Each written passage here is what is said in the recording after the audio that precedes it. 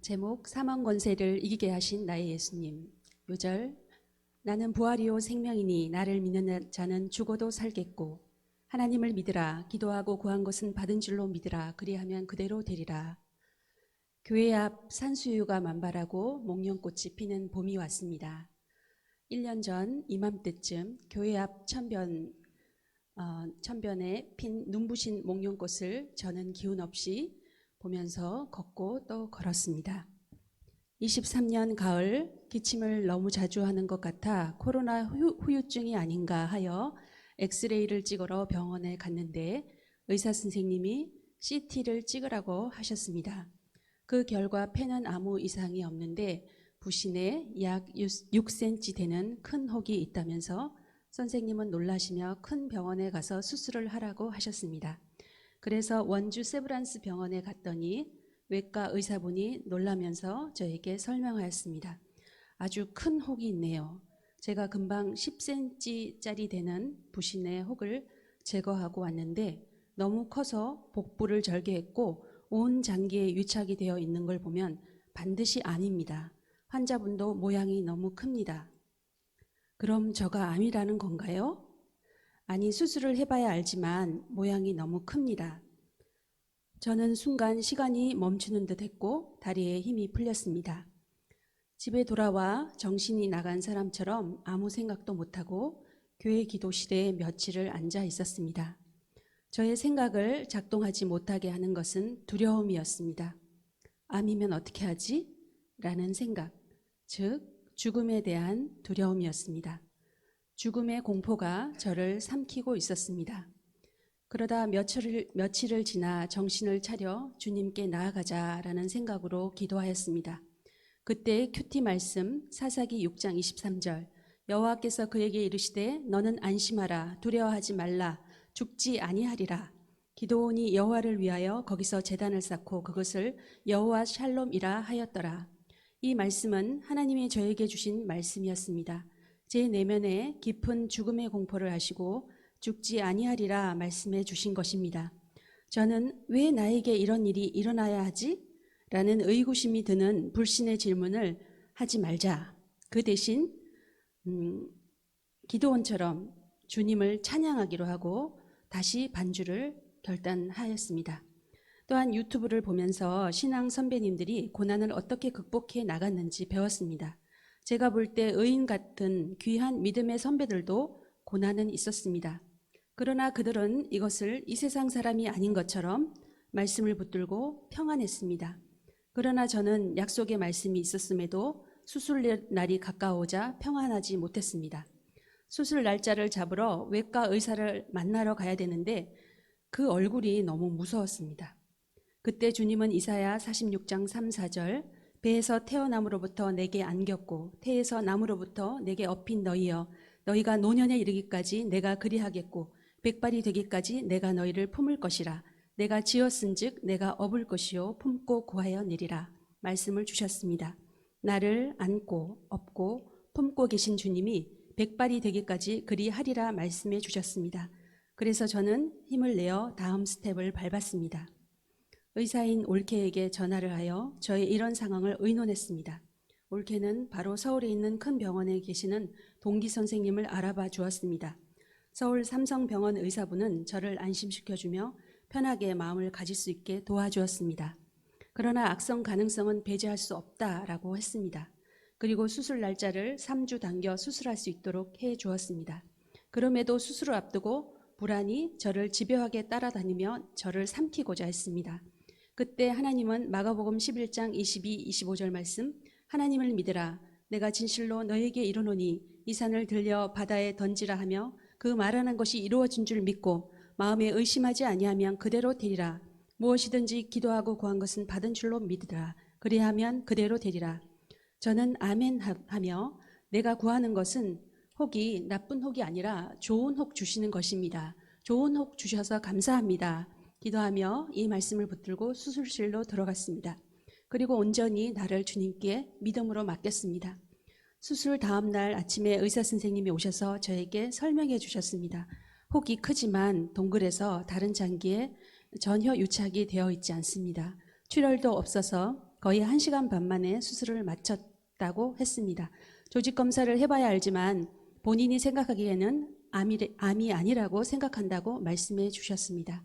할렐루야. 주님은 저의 믿음의 기도에 좋은 혹을 주심으로 응답해 주셨습니다. 주님은 말씀을 통해 여러 돕는 분들을 통해 저를 도우시고 힘을 내도록 해주셔서 잘 치료하고 퇴원할 수 있었습니다. 그러나 퇴원하면 저는 바로 출근할 수 있을 줄 알았는데 그것이 아니었습니다. 저는 그때부터 기운이 바닥을 치고 입맛이 없어 곤욕을 치렀습니다.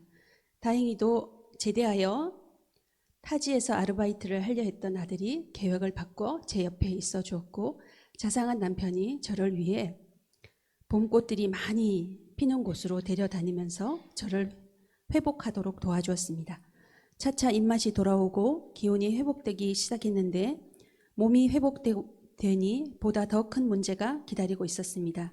우울이 함께 있었던 것입니다. 아침에 일어나면 남편 목사님은 새벽 기도를 가시고 혼자 눈을 뜨면 뭔가 마음이 허전하고 서글펐습니다.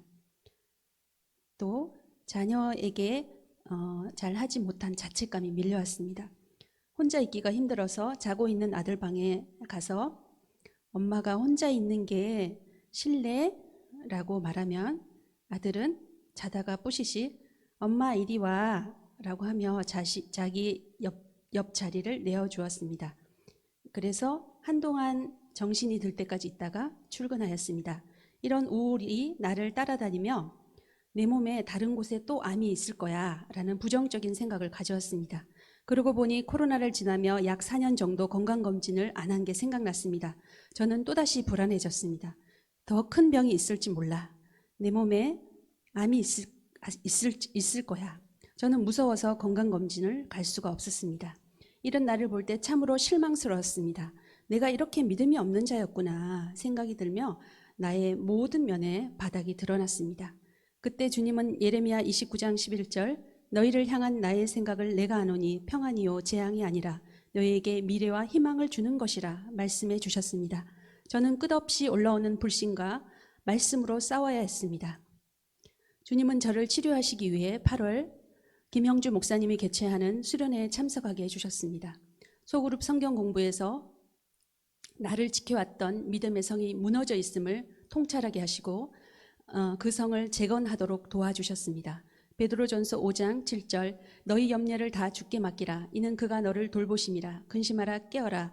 너희 대적 마귀가 우는 사자같이 두루다니며 삼킬죄를 찾나니 너희는 믿음을 굳건하게 하여 그를 대적하라 말씀을 주셨습니다. 저는 무너진 성벽을 재건하기 위해 저의 불안, 두려움의 죄를 깊이 회개하였습니다. 그때부터 저는 눈빛이 살아났습니다. 그리고 수련의 마지막 시간, 축복 기도 시간에 저를 알지 못하는 목사님께서 방언으로 목소리로 기도해 주셨습니다. 사랑하는 딸아, 지금 내 마음에 해가 뉘엿뉘엿 지는 석양과 같이 서글프고 허탈하고 두려움으로 가득 차 있고 미래가 없다 라고 하시는 것이 아니었습니까? 저는 제 마음을 그대로 들킨 것에 깜짝 놀랐습니다. 한참을 저의 상태에 대해서 말씀해 주시더니 그러나 해가 지고 나면 다시 찬란한 태양이 떠오른다. 너의 삶이 이와 같을 것이다. 저는 이것이 하나님의 음성으로 들려왔습니다. 저는 그 후 눈에 힘이 더 생겼습니다.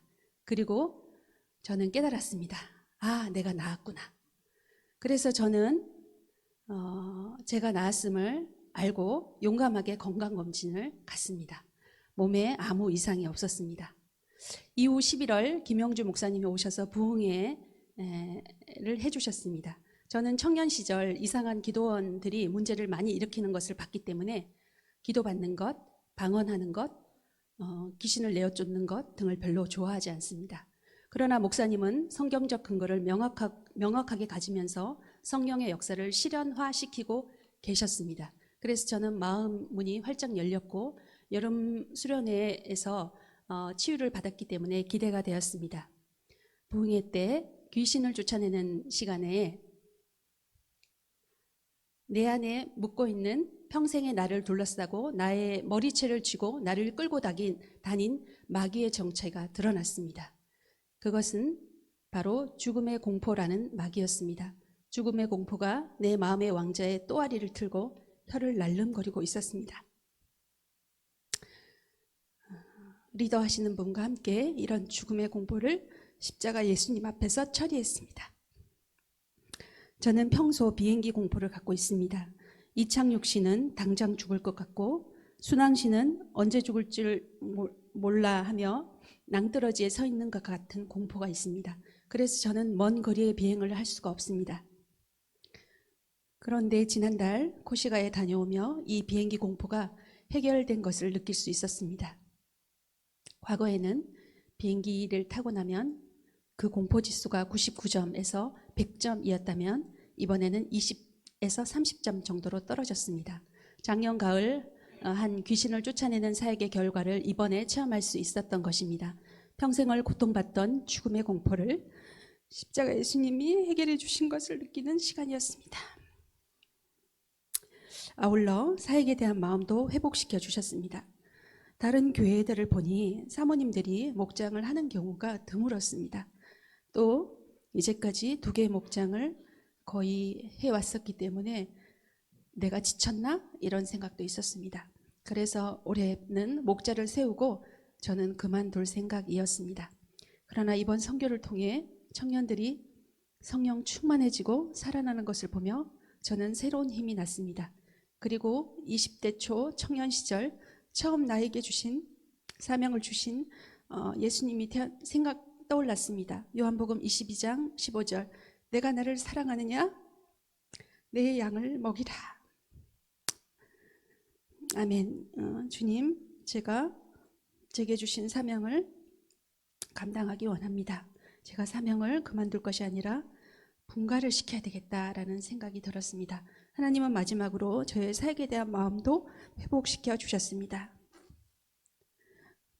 저는 3주 전 3월 초에 1년간 복용하던 약을 종료하였습니다. 이제는 스스로 수면을 조절할 수 있게 되었습니다. 그리고 지난주 생일을 맞으면서 내가 다시 생일을 맞을 수 있다는 것이 너무나 감사했습니다.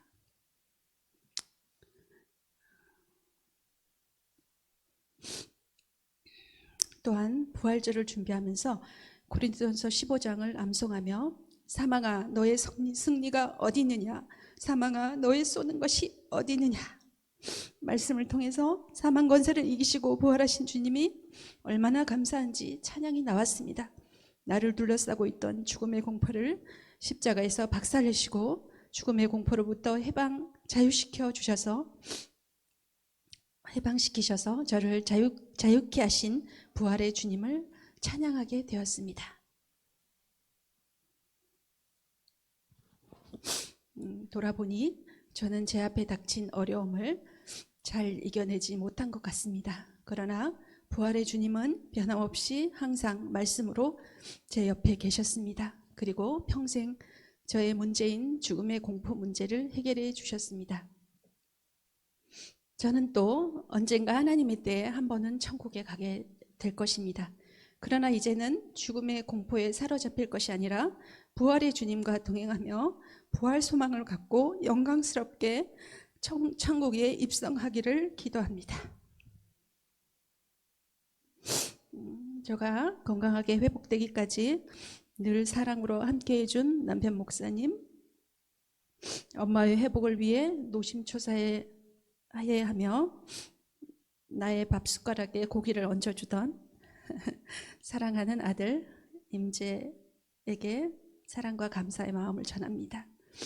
수술 전주 저를 위해 기도해 주신 2분 장로님 부부, 수술 경험 간증을 하며 저에게 힘을 주신 심희섭 윤한영 권사님, 회복을 위해 병원을 알아봐주고 면회 와주신 김영섭 김정혜 권사님, 서글픈 마음으로 퇴근 후 밭에 가서 일을 할 때 늘 함께 오셔서 일을 도와주시고 밥을 사주신 김재서 김주원 권사님, 입맛이 없다고 친히 반찬을 들고 와주신 수많은 집사님 권사님, 또한 기운이 없는 저를 위해 제가 좋아하는 것을 알고 후리지아 꽃과 책을 선물해 준 성은 자매님, 저를 위해 기도해 주신 온 교회 성도인들의 사랑의 은혜에 감사합니다. 받은 사랑과 은혜를 이제 부활신앙을 덧입고 부활신앙을 전해하는 삶을 살겠습니다. 부활의 이 아침에 사망 권세를 이기시고 나를 자유케 하신 부활의 주님을 찬양합니다. 할렐루야.